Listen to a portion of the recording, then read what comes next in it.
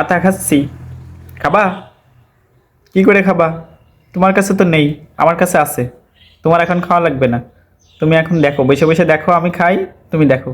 এই দেখো কি সুন্দর পাইকে গেছে, কি যে মজা হবে।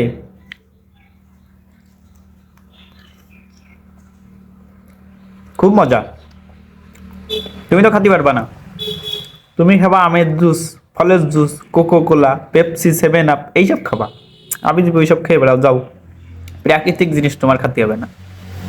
প্রাকৃতিক জিনিস খাবা তো পাবা কই? তুমি তো থাকো চারতলায়, শহর বন্দর নগরে, তুমি কিভাবে খাবা? আমার মতো গ্রামে বাস করো, তাহলে প্রাকৃতিক জিনিস খাতে পারবা? তুমি কি জানো যে আতায় কি থাকে? আতায় অ্যান্টিঅক্সিডেন্ট থাকে, ভিটামিন সি থাকে। আতা কি করে জানো? ক্যান্সার, হৃদরোগ, স্ট্রোক, এইসব রোগের থেকে তোমার বাঁচাবে।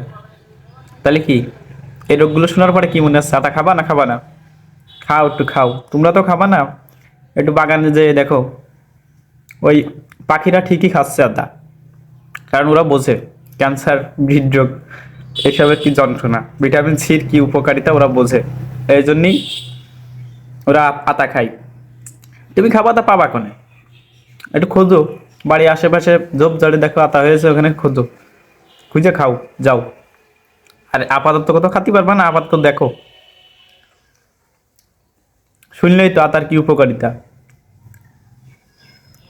হৃদরোগ, তারপরে স্ট্রোক, এসবের ঝুঁকি তোমার কমায় দেবে, এসব হবে না।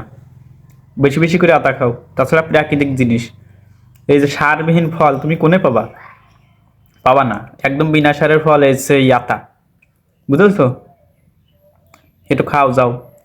আর তোমার কাছে যদি না থাকে, তাহলে আমাদের বাড়ি এসে নে, তোমার খাওয়াবানে একটু, বুঝেছো?